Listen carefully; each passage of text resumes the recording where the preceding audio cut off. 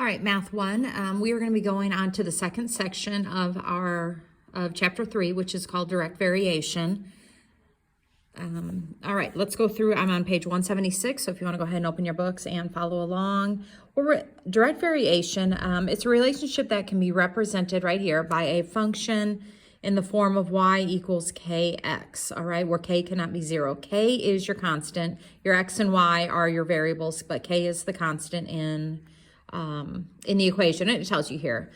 So basically what you're going to be doing is writing this. You're going to be substituting in for your variables, finding your k. And so like k might be like the force of gravity in an equation, something like that. And you have to find your k, and then you use that in the equation to find other things. All right, so, and here's another thing right here. In order to find k, it is y divided by x is equal to k. So when it asks you like on something like this, does this represent a direct variation? So what you want to do is see if you can get y by itself in this equation. So you're going to subtract the 4x over, so you get 5y equals negative 4x. Then you're going to divide both sides by 5. All right, so the question is this in the form of y equals kx? Yes, it is. Therefore, it's a direct variation. And then it says, if so, find the constant of variation. The constant of variation is negative 4/5. All right, so you come over here. You want to determine whether, again, it's a direct variation. So you want to get y by itself. So in order to get y by itself, on the top of page 177, number 1, you're going to divide every single term by a 2. So you're going to get y equals 5 over 2x plus 1 over 2. Now, is this in the form of y equals kx? No, it's not. We have this plus 1/2 here. Therefore, it is not in a direct variation.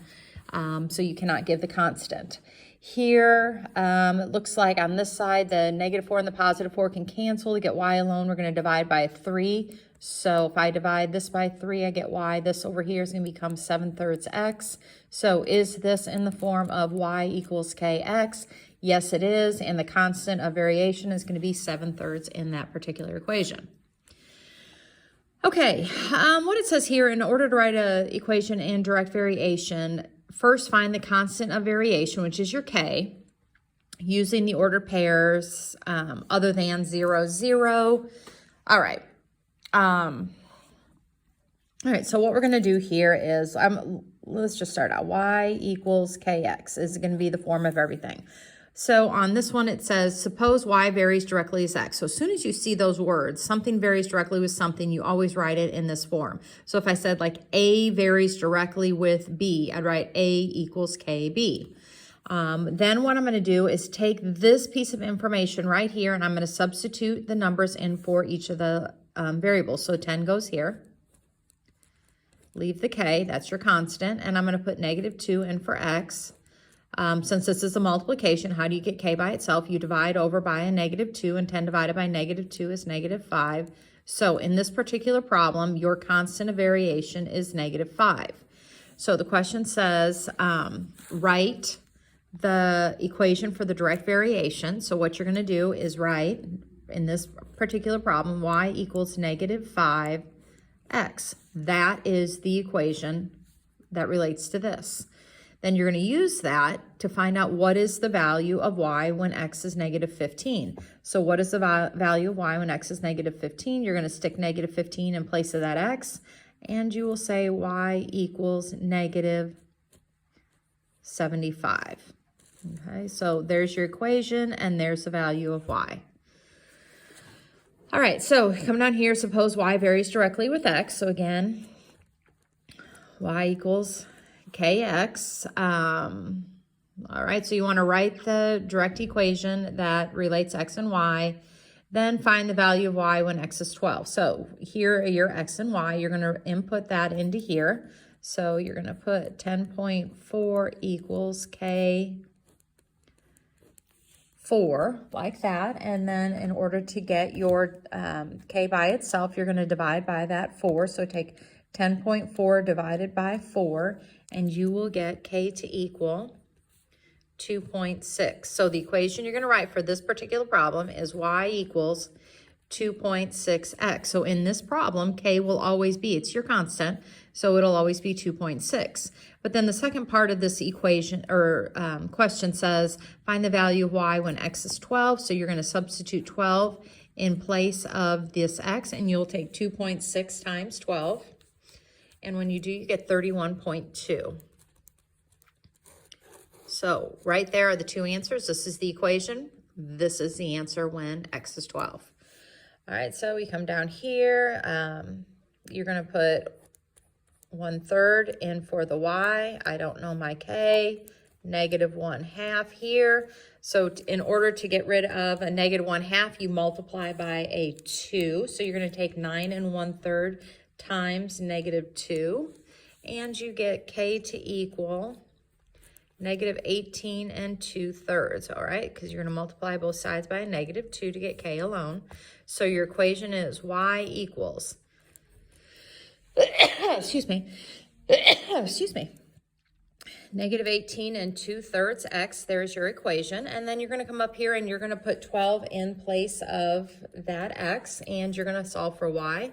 So you're going to take -18 2/3 times 12, and when you do that, you get -224, and those are your two answers. All right, let's go over the next page. Okay, here, let's see. All right, you're going to write your own equation. I'm probably not going to graph this. It just takes a little bit. A graph of all the direct equations is just a linear line. It always goes through the origin. And in this particular case, if you were to graph this, you don't need your 4 quadrants. You would only use your first quadrant because it's talking about your weight on the moon, and you can't have a negative weight. All right, so I think the most important part here is making sure that you write the equation correctly. So it says the weight on the moon, which is y. Y is your weight. You can put a W if that helps you figure it out, but y varies directly with x. So y varies directly with x, but what this really is your moon weight varies directly with the earth weight. Okay, so moon varies directly with earth, so y varies directly with x. And then it says a person who weighs 100 pounds on earth, well, your earth is really your x, weighs 16.6 pounds on the moon, so this goes into your moon, which is over here. So you'll put 16.6 in place of the moon weight. The earth weight would be 100. So what you need to do is to find your constant of variation is basically how do you figure out consistently your conversion rate between your moon and earth weight. So you will take 16.6 and you will divide it by 100. And your constant of variation is that. So it says, what is the equation that relates the earth, which is x, to the weight y? So you would say, well, I'm going to go back to my moon. Moon weight is this much of your earth weight. Okay, so there is your equation. So if you want to figure out how much you would weigh on the moon, you would put your earth weight right here, multiply it by 0.166, and you will figure out how much you weigh on the moon. Anyway, so if you graph it, you would just let's just like we did last chapter, you just put random weights in for your earth. Your earth is your x, so your earth weight would be here. This is your moon weight, and you would label it, and you would have a linear, it would have to be consistent. Okay, here, the distance you bike varies directly with the amount of time you bike. So basically, the more time you're on a bike, the longer your distance is going to be. So the distance you bike varies directly with the time you are doing it. So suppose you bike 13.2 miles. Well, that's your distance. So 13.2 miles, there's your K, and it took you 1.25 hours. All right, so you got to find out, basically what you're doing is finding how fast you're pedaling, okay, or riding your bike. How long does it take you? Okay, so you are going 10.56 miles per hour, and it says what is the equation that relates this? So you would say the distance, there's your K. So in order to figure out like how long it will take you to get there or the distance you're going to travel, depending, you're going to use this equation because this is you bike at 10.56 miles per hour. Again, if you were to graph this, you only need the first quadrant. Your time would be here. Your distance would be here.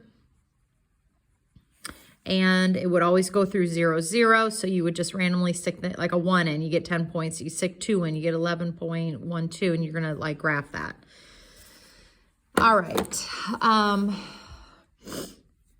So if you come over here, this is kind of what I was talking about. If it is direct variation, it always passes through the point 0, 0, which is your origin, okay? If your K is the slope. We talked about slope last chapter.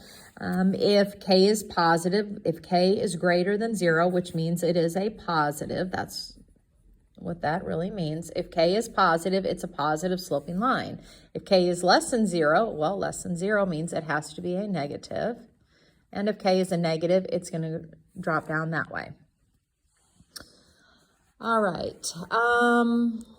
So here it says, can you rewrite a direct variation equation into that given a pair of points? So if you need to find your K and you're given a Y and an X, K is always Y divided by X, all right? Rise over the run, that was kind of our slope. So basically your K is your slope. So you always take your Y divided by X, Y divided by X, Y divided by X. So in this case, you get negative 0.75 or negative 3/4. So it asks you here, does Y vary directly? So what you're going to do, if it does, write the equation. So you will take 2.25 and divide it by negative 3. And so let me write that out for you. 2.25 divided by negative 3, and you get negative 0.75. And then the second order pair, you're going to take negative 0.75, and you're going to divide by 1, which is negative 0.75. Here, you're going to take a negative 3 divided by 4, which is negative 0.75. So is it consistent? Yes, it is. So your K is negative 0.75. So your equation is Y equals negative 0.75. X, since this is a negative, if you were to graph it, it would have a negative sloping line like that going through your origin. All right, so right here, you're going to do the same thing. You're going to take 5.4 divided by 3. Okay. And we get 1.8. Here you're going to take 12.6 divided by 7. 1.8. And you're going to take 21.6 divided by 12. And we get 1.8. Is this consistent? Yes, it is. So your equation is Y equals 1.8x. There's your equation. And again, if you were to graph it, this one we don't have our variables, we don't know, can be negative or positive. So you know it's going to be something like that. It's going to go through the origin somehow. All right. That is really about it. Let's go through, flip all the way over to page 182, and I'm going to go through a couple more things with you to help you with your homework up here. So I'm going to go through number 17 with you on page 182, and it tells you, suppose that Y varies directly as X.